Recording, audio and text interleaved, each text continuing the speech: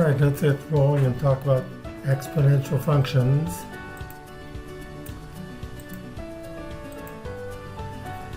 It's a very important class of function, obviously. Exponential functions and logarithmic functions that we'll talk about next are very closely related. And just so I can make a note, okay, pen drawing. They're used all over the place. The real standard, the one that you wish to use most of the time, is the linear model, but sometimes it's not the one that works.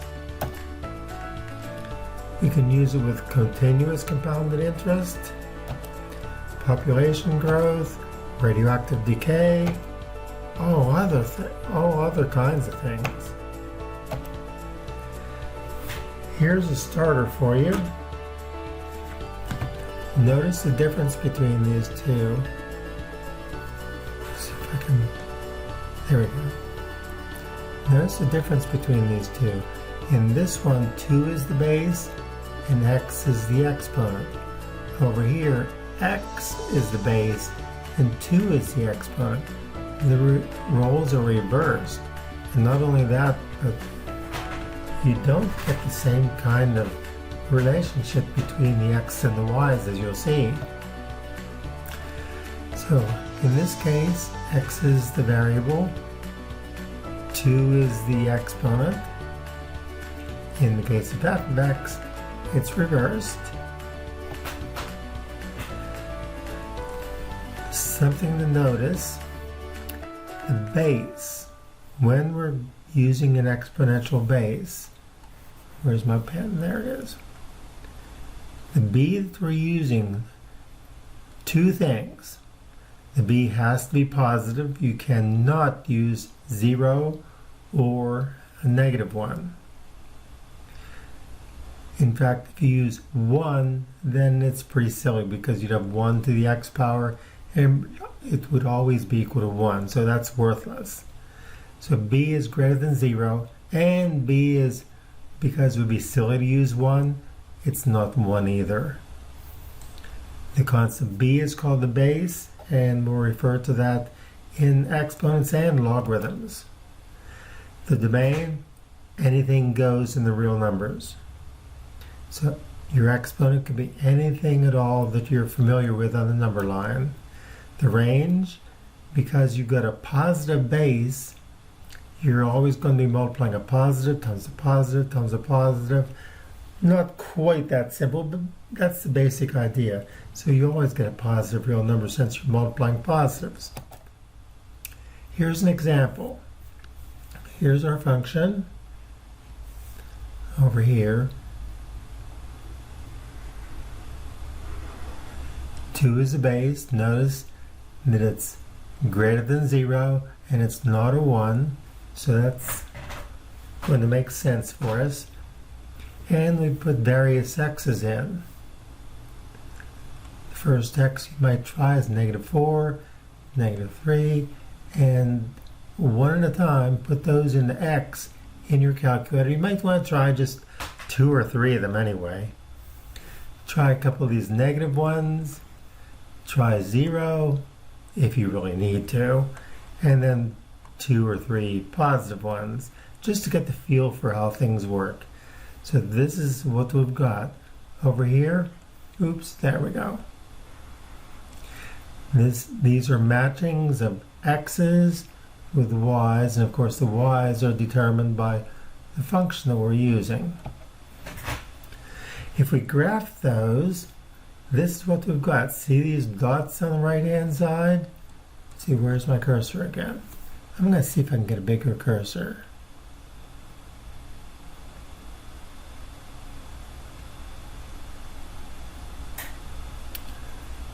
Let's see, pen. I guess it doesn't give me a choice there, really. I was hoping maybe I could change that, but I guess not.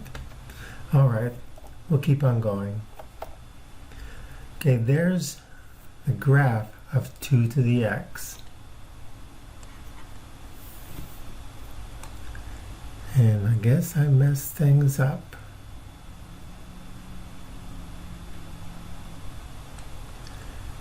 There's my pen back again. Okay, we're back in business. Now this one, notice, looks almost like the other one.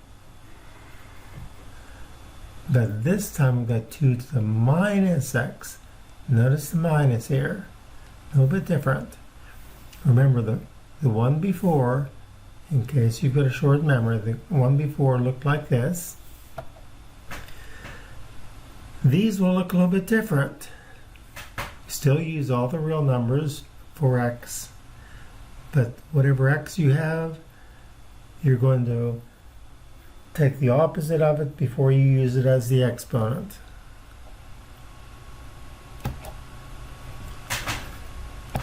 So connect those dots with a smooth curve, and this is what the second one looks like with a negative exponent.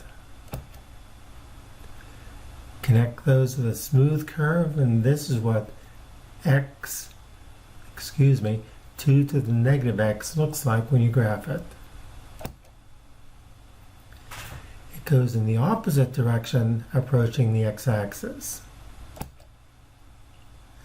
So here are some basic properties of the graph. First of all,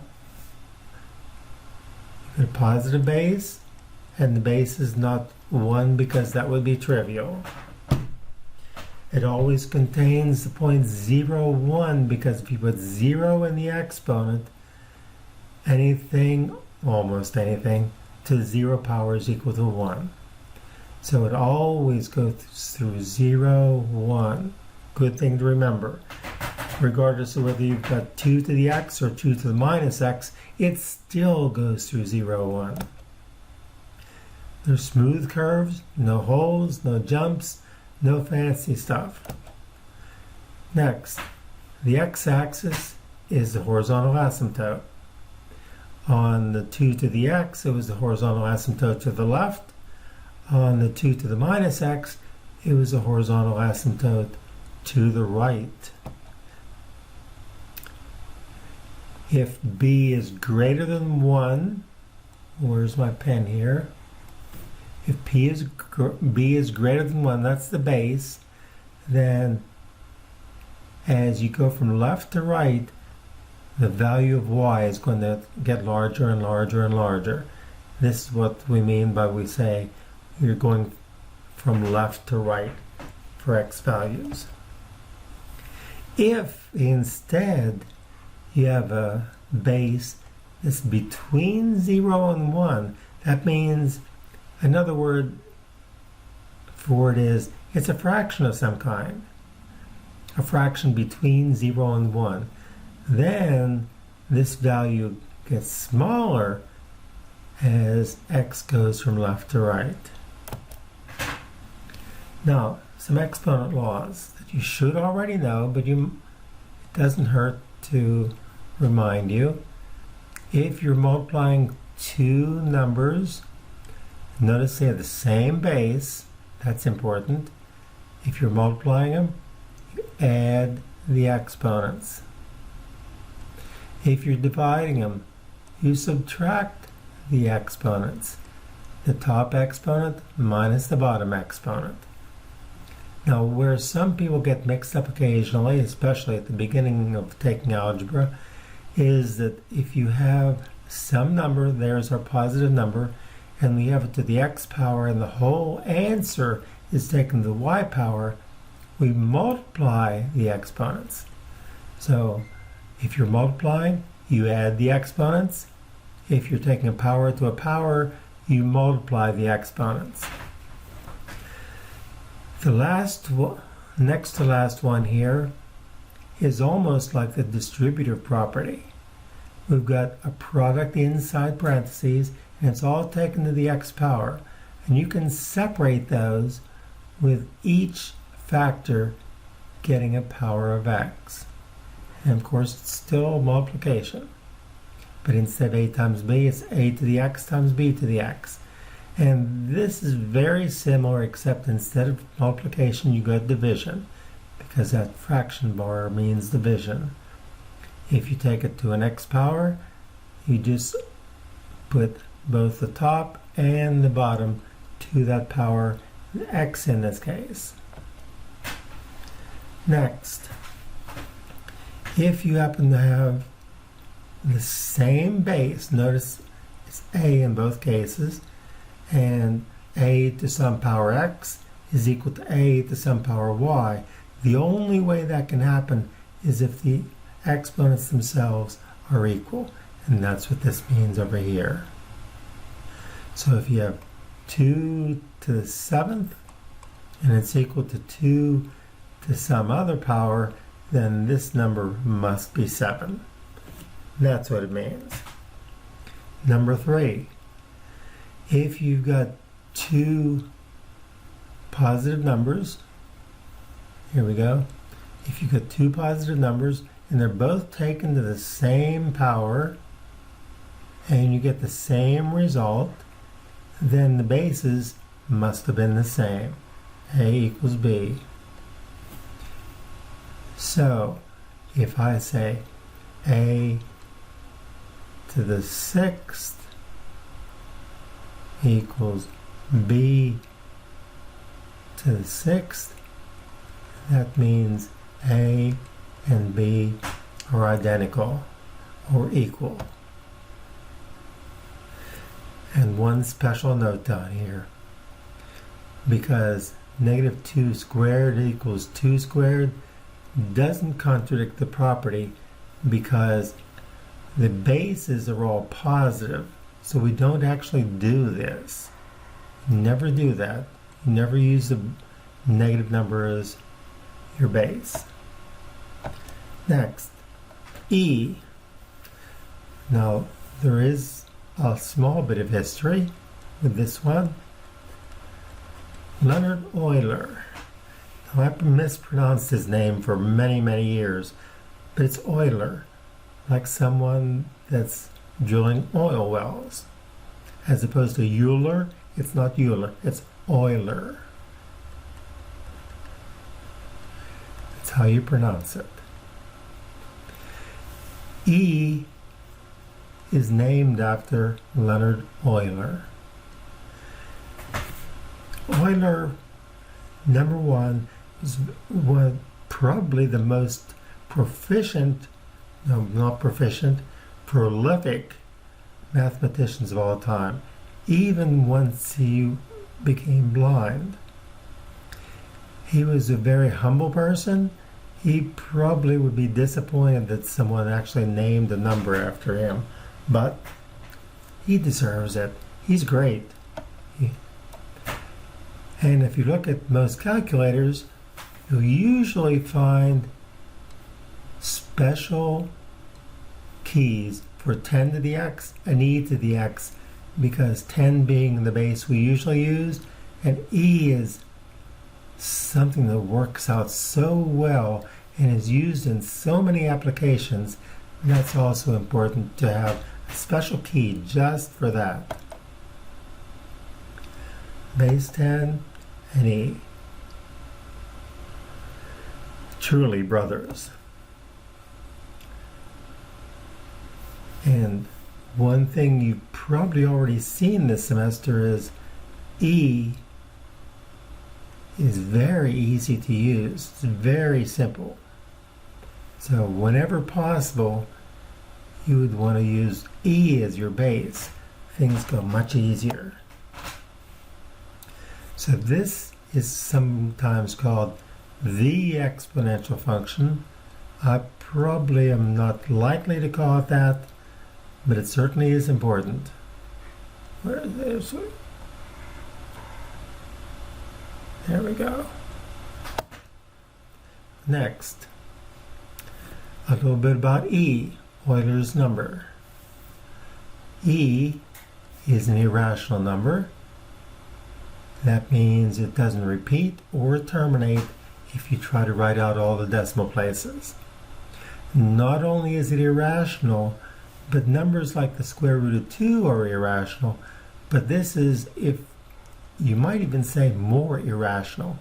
It's so special, although there are many, many like it, It's called transcendental because it and pi, for example, are very special. The other irrational numbers that you usually run into are roots to equations like this. This one has the square root of 2 as one of its solutions, but you can't write a polynomial equation that will give you either e or pi. That's why it's beyond being irrational, or beyond being what we think of as irrational. It's transcendental. Now, how do you get e? Well, e can be calculated by taking this expression right here and using larger and larger values of x. So you might use 10 for an early approximation, 100 for both of these x's will give you closer to our friend e, 1,000 better. The bigger the better. Here's an example. Here's some x's used. If we only use an x of 1, we get 2. That's not very close to what e is, but the bigger the x you pick, the closer this comes, closer to e. There's e to 12 decimal places. That's just the beginning. It never repeats. It never terminates.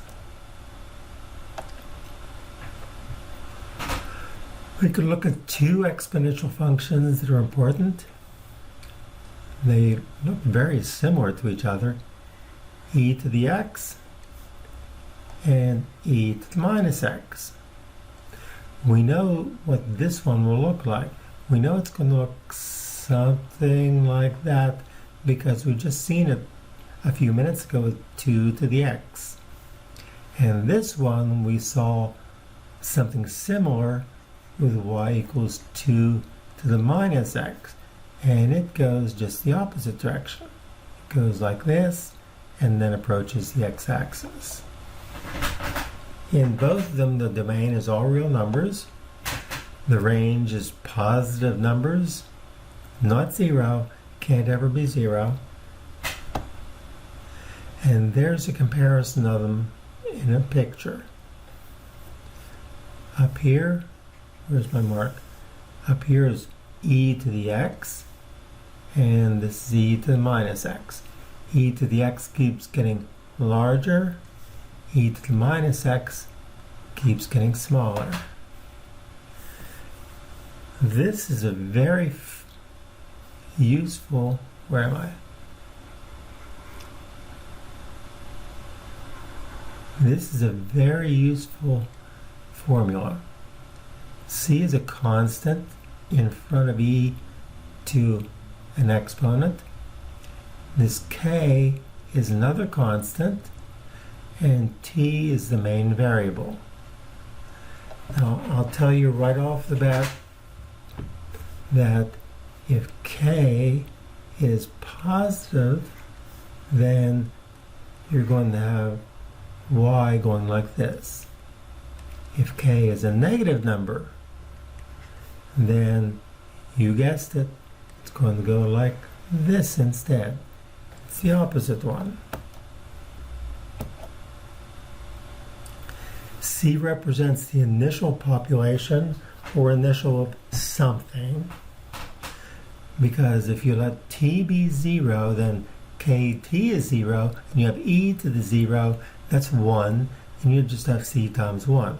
So it's the initial population or initial amount. We're going to do some fun things, I think, with that c, e to the kt. Remember, k is a constant, and that's one of the drivers to tell you what kind of y values you're going to get. It's the growth rate. The bigger it is, the faster it grows, the bigger y becomes.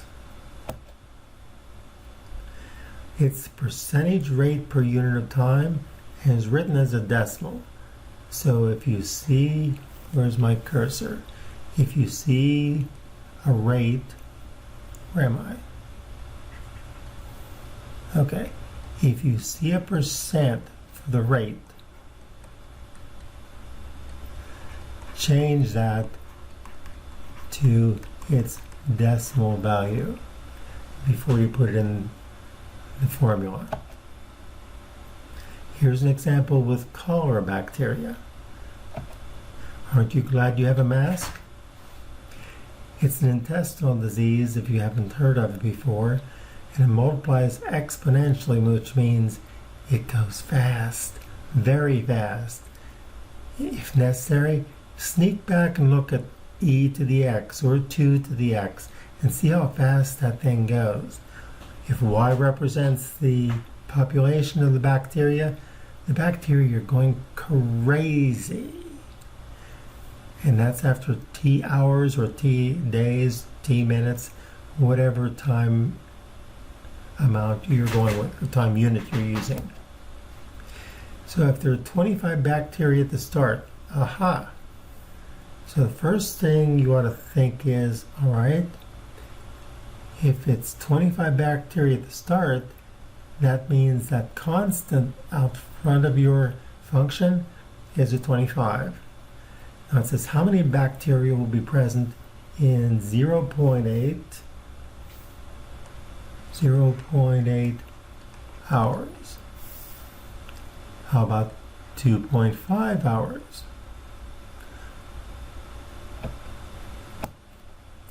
So there's your formula or your model. Here's the initial amount of whatever it is, in this case cholera bacteria, 25 bacteria. This is the constant for this particular kind of growth or decay. And T represents how long it's been since the start where you only had 25 bacteria. So all you need to do is put it in the calculator, hit enter, make sure you put this in the right way. I would suggest you stop the video right now, try putting this together in your calculator, make sure you can get a 76. It might take 1 or 2 tries. Make sure all of this is in your exponent. For 2.5, just replace that 0.8 by the 2.5. You should get 799. If you got both of those right, you're in good shape for exponents and all that we're going to look at. Here's the growth graph. Notice down here at the origin, this would sort of be where we have the beginning of our cholera. Now for us, this is 25 bacteria at time 0. But exponential growth means it might not look like it's taking off real fast, but it won't be long until it is going wild. That's what happens in a pandemic. It doesn't take long to go crazy. Carbon-14 is another good example. Carbon-14 goes in the other direction because, where's my cursor? We're talking about decay. That means we're going to start with a certain amount. We'll still call it C, not for carbon, but for the initial amount. And every day or year or whatever goes by, you're going to have less and less and less of this carbon-14. Carbon-14 is an isotope of carbon, which means it's just another form of carbon. Now this tells you a little bit about what happens normally. Typically, when things are alive, they maintain a constant rate or a constant amount of carbon inside the body, whether it's a plant or an animal. It comes in through carbon dioxide and it's absorbed by plants. But as soon as it's no longer alive, the carbon-14 amount starts decreasing. The other word is decay. That means whatever the initial amount was is going to start decreasing like this. It'll never hit zero, but it'll get mighty small after a while. Once it dies, this carbon-14 starts decaying. That means instead of keeping a constant amount of carbon-14, which is the case when the organism is alive, it starts decreasing. So here's our example. This is our C for our initial amount of carbon in this skull at the time of death. Before that, it kept 500 all the time that it was alive. However, once the time of death arrives, the amount of carbon-14 starts decreasing. It's no longer 500. It eventually gets down to 499, 498, and so on. You can use that formula,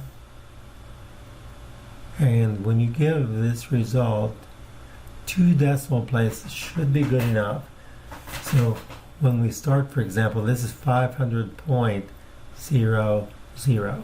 So if we look at what's there in 15,000 years, there we go. All we need to do is put it in the formula. So how do we do that? We put the 500 into the equation to begin with. So we're saying that at time 0, there's still 500 milligrams. Here's our initial amount. Now once the organism passes away or dies, the clock starts ticking. So the first thing you want to do is solve for A when t equals 15,000. Just put the 15,000 in here. Let the calculator do the rest. One way you can do this would be take the 15,000, oops, too many zeros. You could store that in X, and what you can do is you can type in 500. Here's your equation or your formula, your model, and put your constant here. This is the constant for this particular application. And put an X up here. This will all go in the exponent. The beauty of this is you can put the 15,000 in and you don't have to worry about it here. Hit enter, and another test for you. Do you get 77.84 milligrams? Half-life. So what we're talking about is, here's how much carbon is there to begin with when the organism dies. When it's been alive all that time, this is how much carbon it had. And what happens is, after a certain period of time, only 1/2 of it is left. The time required for that to happen is called the half-life. We can use that in formulas to figure out what C is. We can do a lot of things with it. Remember, you start with this amount in the living organism. As soon as it dies, some of this starts to leave the organism. It decays. After an amount of time t, a certain amount of time, only half of that carbon will be left. That's half-life. This, the time, is called the half-life. This is what that function looks like. Starting at 500 up here, where am I? 500 at time t. And as soon as that thing dies, the carbon-14 amount inside this organism starts decreasing. There's never any time when there's no carbon-14 left, but it is decreasing constantly.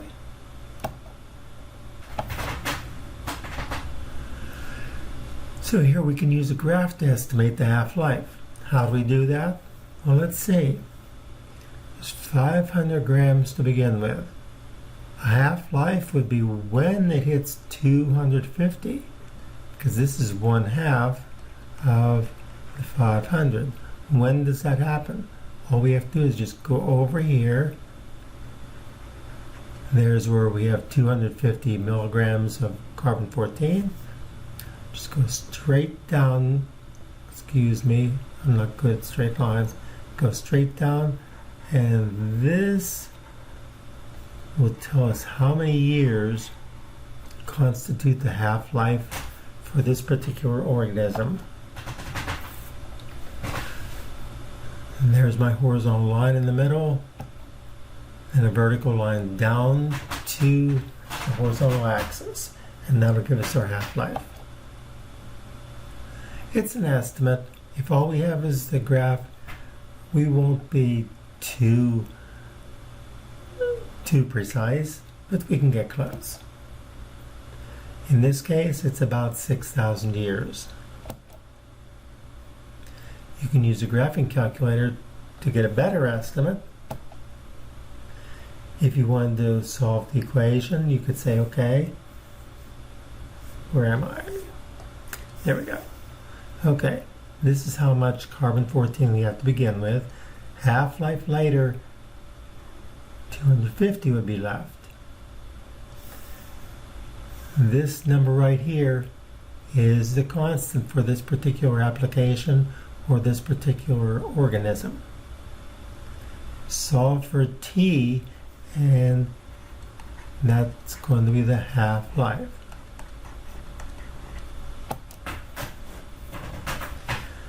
And of course, in most graphing calculators, you use the variable x instead of a t, just because it's a great deal easier, in particular if you're using the TI 83 or 84 or something similar to that. If you're using a TI Inspire, it might be easier. Yes, very much easier. Not terribly easier. So you find where that intersects using the graphing calculator. We're not going to actually use that to get our estimates because we can get them exactly. The functions y1 and y2 are put in the calculator, and the graph, this gives you an idea of what kind of, where am I? This gives you an idea of what kind of viewing window that you want. These would be the x's, and these would be the y's. So there's the first one, and we can see where y equals 250. That's our second line. This is the original one. Where am I? There we go. Here's e to the constant times t.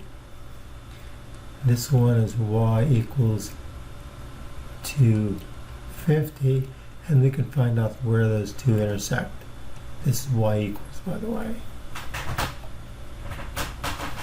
And we get a pretty decent answer. 5,590 years, and there will be only half of the original carbon-14 remaining. A pretty good estimate. You can use that to determine what the age is of a skull or some kind of formerly living organism. Exponential regression.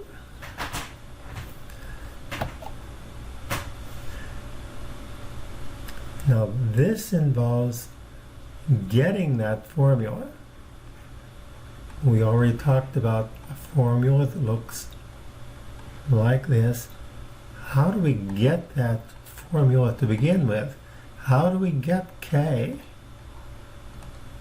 What we can do is we can take real life data,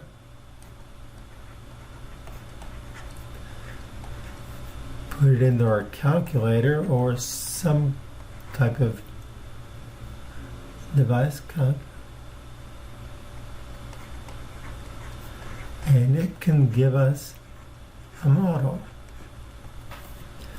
Now honestly, once you get that model, you test it against other situations and see if the model actually works well.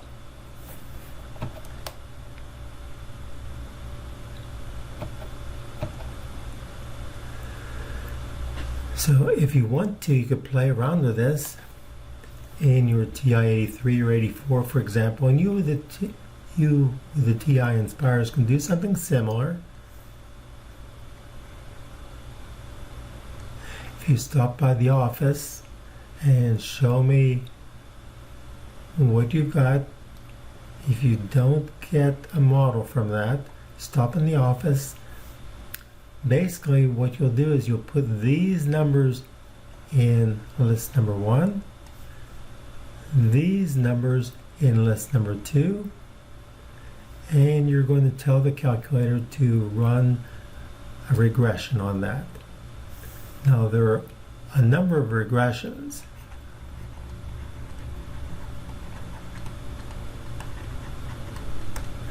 A lot of them. As I mentioned before, the linear regression is sort of the gold standard, what you would like, if at all possible.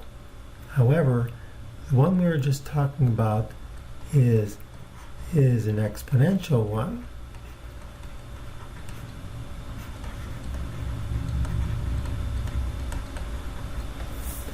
And what you'll end up with is something like this. Here's your C at the beginning, your constant at the beginning, and you get E, and you get a number here.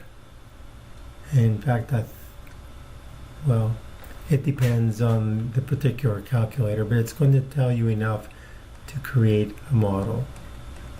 So you can take the time and you can get a result, also called a prediction. The better your model, the better the prediction, or the closer it will be to actual reality.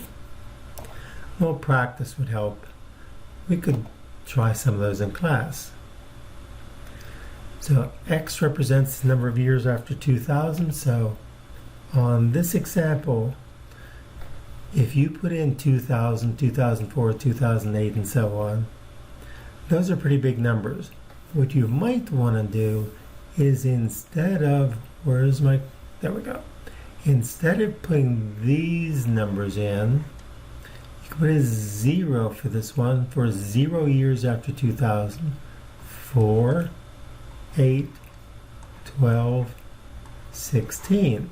And then put these numbers in the way they are, and you'll have your model, where X represents years after 2000.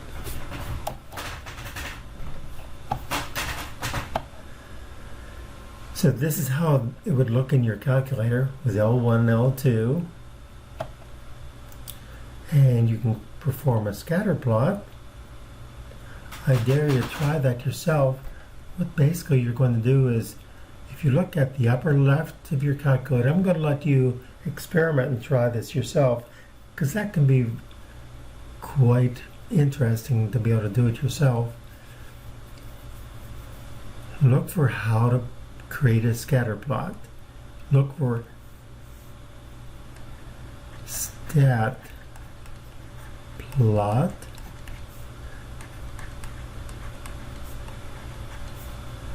You turn on one of the plots.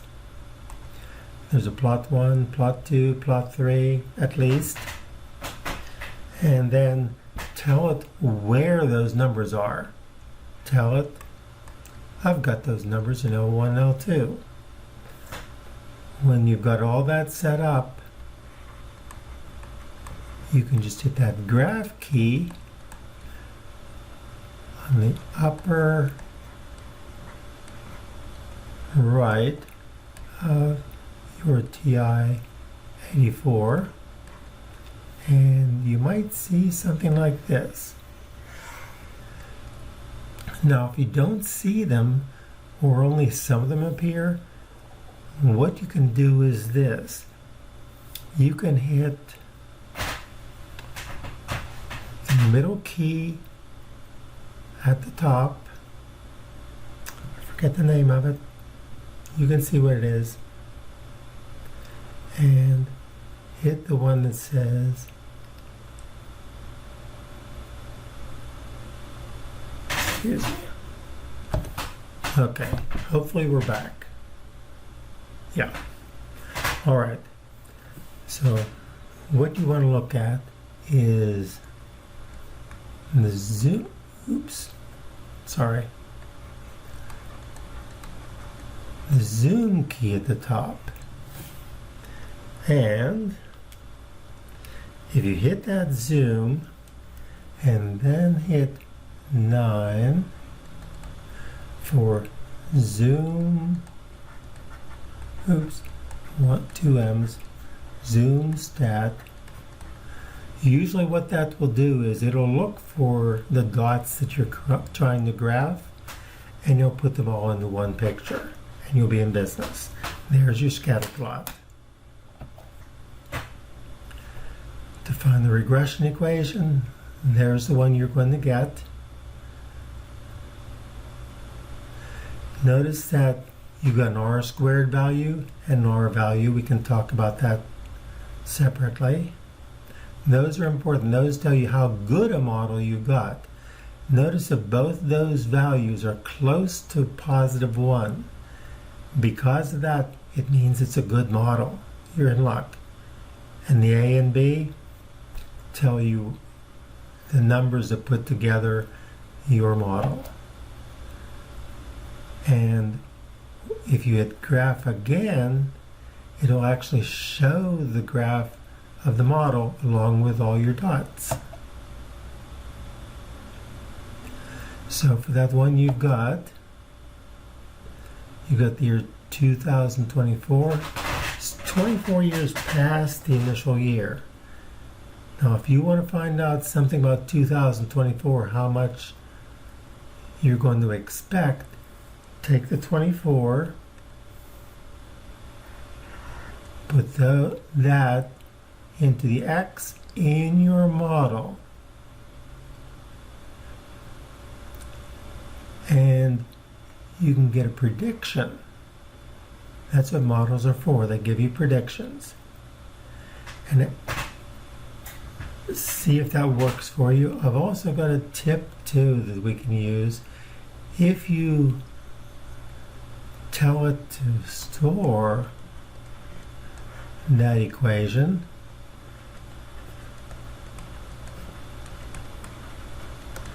ask me in class if you like, if you actually tell it to store that equation into perhaps y sub 1, then what you can do is, if y sub 1 is your model, you can bring y sub 1 back up on the screen by hitting the vars key and then going to the statistics, no, the y variables one. You can put the number in that you want to test out, hit enter, and this 24 goes in with the x that's stored in y1, and it's an easy way to put it in there. You don't have to worry about the exponents at all. Makes it very simple. You can try that using the 2024, the 24 itself, and see if you get that 9.95 billion internet users.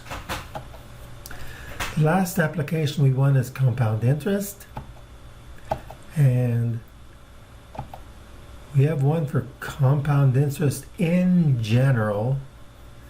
Now this formula represents, where's my cursor here? This is how much money you have at a certain time. This, the P, represents how much money you put into, let's call it a savings account. This is a 1. This is the annual rate that you're getting from that particular savings account. M, sometimes seen as N actually, is how many times a year that account is being compounded. N is the number of times per year it's compounded. Now this number up here, take special note, this number and the number down here are the exact same. And this is the time that's gone by from the time you put your money in until you actually took it out. And one very important thing, time is in years. And watch out, because if you get a problem that asks you something about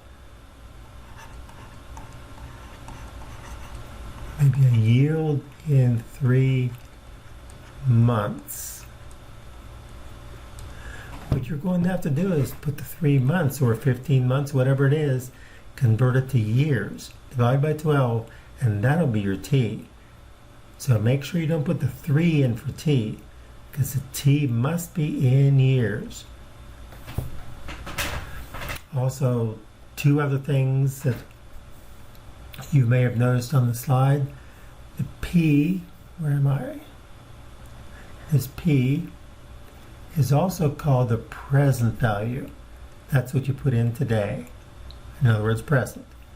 A represents the future value. That's how much you're going to get t years in the future if you get this rate and you get this number of compoundings per year. So here's an example. See if you can do that. Pause this video, see if you can get the answer, and then continue. All right, are you back? So put those numbers in the compound interest formula. Now that can be something in itself that you have to work on. If you have trouble doing that, come to me and I'll smooth out your issues. You have to make sure that you've got parentheses here and here.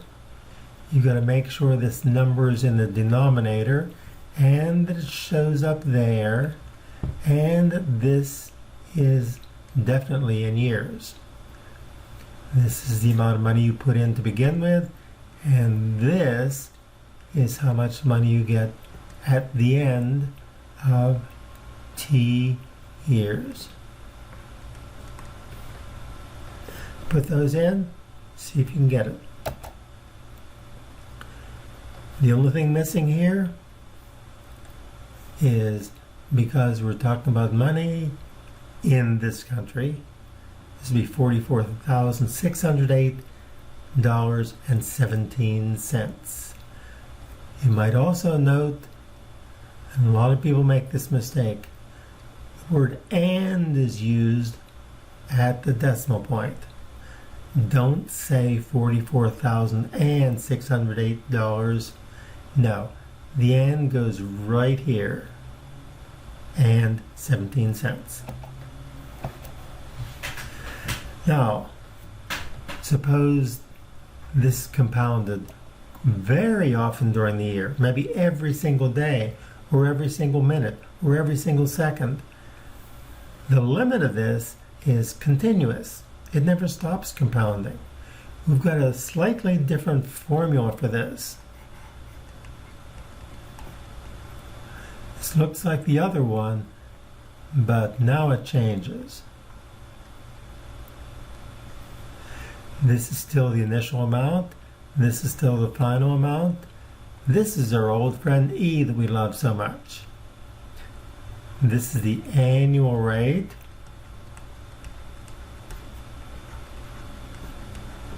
Not the monthly rate, the annual rate. And of course, as I mentioned before and emphasized, the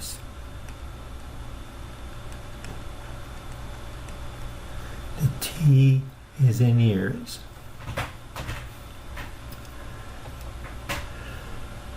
So here's our formula down here, right there. If you should happen to get stuck with a calculator that doesn't have E, in fact, pause the video right now, find E, the value Euler's constant on your calculator. It's almost surely to have one on there. And that gives you the complete description as far as possible for you to calculate with. That way you don't have to type in 2.71828 or whatever. Just put in E, it takes care of all that. So if we put this in, here's our initial amount up here. This is P. That's our present amount. This is our annual interest. It's compounded continuously, which means we use A equals P times E to the R of T. How much money will be in the account in 20 years? Notice, by the way, this is already in years, so you can put 20 into that T without any problem. You'll put the 7.5% in the R, but that 7.5%, where's my cursor? There we go. Alright, this is 0.075, and that'll go into your rate. And of course the other numbers where they belong. Put those numbers in, press down. $44,816.89. Notice I put the and where the decimal point was. And that's it for exponents. Until next time, we'll see you later.